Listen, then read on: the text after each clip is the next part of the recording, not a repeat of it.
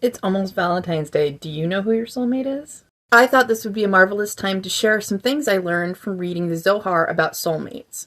The Zohar is a foundational document for the Kabbalah. It is a grouping of books, so it's not just a book, it's more of a document of documents. It begins, "Come and behold, all the souls that are destined to come to this world appear before him as couples, which means that each soul is divided into a male and a female. Afterward, as they arrive in this world, the Holy One, blessed be he, matches them together. Rabbi Yitzhak said, the Holy One, blessed be he, says, the daughter of so-and-so and so-and-so." I really hope the pronunciation is correct on these, by the way. Goes on. Rabbi Yossi asked, "What is the meaning of this? That is, the statement that the Holy One, blessed be he, announces who can go with whom. How can this be true, since it is written, and there is nothing new under the sun?" Which means that everything was settled during the creation of this world. However, according to what you have said, the action of matchmaking is new each time because the matches must be announced.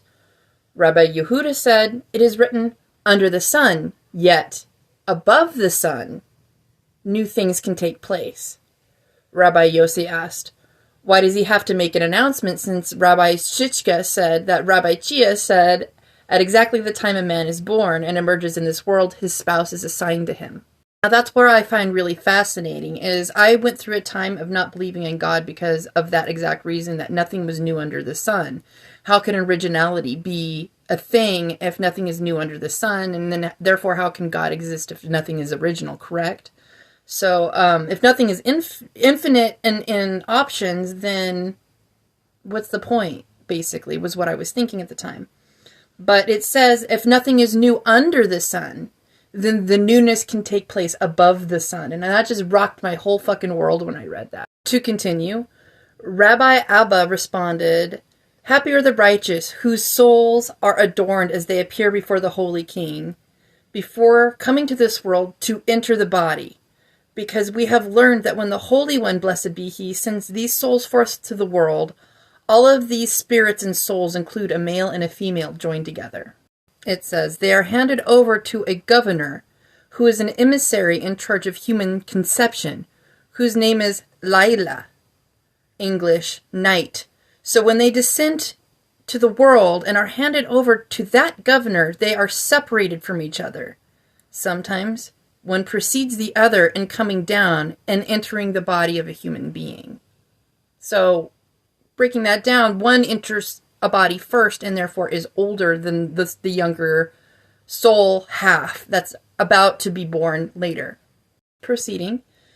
"When their time to be married arrives, the Holy One, blessed be he, who knows the male and the females of these spirits and souls, joins them as they were before they came down into this world. And he announces the daughter of so-and-so to so-and-so. And when they are joined together, they become one body and one soul. They are right and left in proper unison. The male is the right side of the body and the soul, and the female is their left side. And because of this, there is nothing new under the sun, meaning that even though the Holy One, blessed be he, announces the daughter of so-and-so to so-and-so, but this is nothing new, but rather a return to how they were before coming down into this world. And since only the Holy One, blessed be he, knows this, he therefore announces regarding them." You might say, "But we have learned that a man obtains a mate according to his deeds and ways of behavior." It is assuredly so. If he is meritorious and his ways are correct, then he deserves his own soulmate to join her as they were joined when they left the Holy One, blessed be he, before bonding in a body. We have also learned that according to the secret of the Braita, the mating of all souls, which are reincarnated but have no soulmates, can be performed before their time through mercy. This means that he may proceed and marry someone else's soulmate. This is the meaning of the warning, women should not be married on a feast day, but they can be betrothed, because another man may precede him through mercy. And what they said is right. The term another man is exact. This is the reason why it is difficult for the holy, the blessed be he, to bring couples together. Above all, assuredly, the ways of the Hashem are right, and all that he does is good and right. Zooming forward some more. Rabbi Yehuda said of this, it is definitely the meaning of it is difficult for the Holy One, blessed be he, to bring couples together because he is obligated to take from one and give to the other. Happy is the portion of Yisrael because the Torah teaches them the ways of the conduct of the Holy One, blessed be he, as well as the secrets of the mysteries hidden before him. Now, when I first read through all of this stuff in the Zohar, I was in the middle of my marriage ending. And it gave me hope because I just felt like no wonder why we weren't matching, why we were literally repelling each other at the time, despite the fact that we'd been together for 12 years. And we didn't hate each other. It just wasn't, no matter how hard we tried to glue it together, it wasn't gluing. So it just wasn't designed to be together that way. We weren't meant to join our souls in that fashion. My soul is designed for somebody else, and his soul is designed for somebody else. There's nothing wrong with that. And if you're finding yourself, there's a good chance there's a lot of breakups happening during this Valentine's Day. And I wanted you to know that the end might be here, but it's also a beginning. That's Pluto.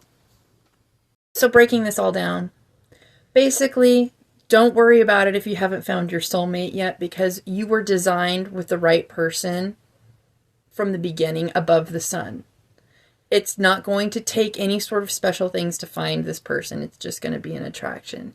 So as you're contemplating Valentine's Day, as we have this gnarly transit, all these conjunctions, Mars, Pluto conjunct, especially, it's going to be hard to really see each other unless you're trying to be intimate and truly vulnerable with each other. So I pray that you're able to find your soulmate.